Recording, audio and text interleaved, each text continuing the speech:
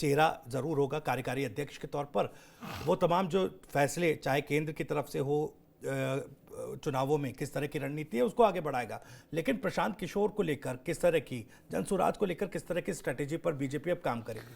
देखिए, बीजेपी बार बार बीजेपी पे अगर हम ये बात आपको कहें तो एक चर्चा प्रशांत किशोर को लेकर के बिहार में बनाने का प्रयास किया गया है ना, कि प्रशांत किशोर का जिस तरह से कैंपेन का स्टाइल है, इसकी फंडिंग कहाँ से होती है।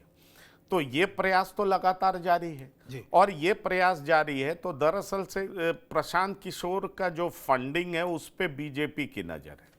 तो बीजेपी निश्चित तौर पर उसको एक्सपोज करना चाहेगी कि प्रशांत किशोर के पास इतने पैसे आए कहाँ से। जो मेरी जानकारी है कि बीजेपी में इस तरह की बात चल रही है। कुछ पेपर्स वगैरह भी निकाले गए हैं जिसकी स्क्रूटनी चल रही है। कुछ समय में वो पेपर्स दिए जाएंगे अपने प्रवक्ताओं को, तमाम लोगों को, और बताया जाएगा कि आप प्रशांत किशोर को भी ब्लैक पेंट करिए। देखिए, प्रशांत किशोर दिलीप जायसवाल को ब्लैक पेंट कर चुके हैं, मंगल पांडे पर हमले कर चुके हैं, ये तो सबको पता है। अब सवाल उठता है, सम्राट चौधरी की उम्र को लेकर के भी वो बात कर चुके हैं और खास तौर पर ये बता चुके हैं कि उनके पिता कौन सी पार्टी में थे, ये सारी पार्टियों में घूम करके कहां पहुंचे। तो ये सारे आरोप प्रशांत किशोर लगा चुके हैं। बीजेपी को इस बात का बेहतर एहसास है कि प्रशांत किशोर आने वाले समय में बीजेपी के और कई बड़े नेताओं के खिलाफ बहुत तरह के आरोप लगाने जा रहे हैं। आप देखिए, जेडीयू के अशोक चौधरी के खिलाफ भी उन्होंने बहुत कुछ कहा है।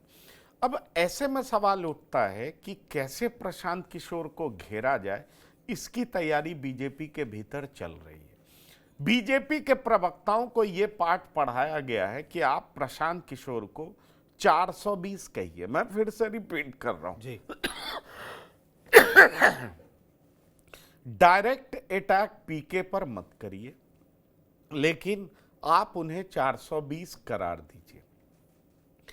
पीके पे डायरेक्ट अटैक इसलिए नहीं करना है कि आप डायरेक्ट अटैक करेंगे तो पीके को आप बड़ा बनाएंगे, लेकिन पीके को 420 कह करके खारिज करना है। उनके फंड को के सोर्स को बता करके उनको बताना है कि ये एक तरीके से पॉलिटिकल लाइजनर है, इन्होंने बहुत गलत तरीके से पैसा कमाया है।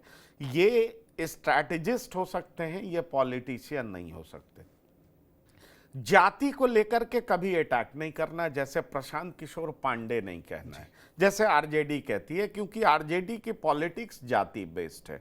तो बीजेपी नहीं चाहती है कि पीके को जाति के नाम से पुकारा जाए, क्योंकि ब्राह्मण वोट या अपर कास्ट वोट में मैसेज गलत जाए, इसलिए पीके को कास्ट के नाम से अटैक नहीं किया जाएगा। लेकिन पीके का सोर्स ऑफ फंडिंग क्या है, पीके का क्रियाकलाप क्या रहा है, पीके इस तरीके से लेविसली कैंपेन कैसे कर रहे हैं, पीके आज तक कितना पैसा कमाए हैं और पीके और क्या कुछ किए हैं, इस बात को सामने लाने का प्रयास जरूर किया जाएगा। बीजेपी को यह बात समझ में आ गई है कि offence is the best way of defence.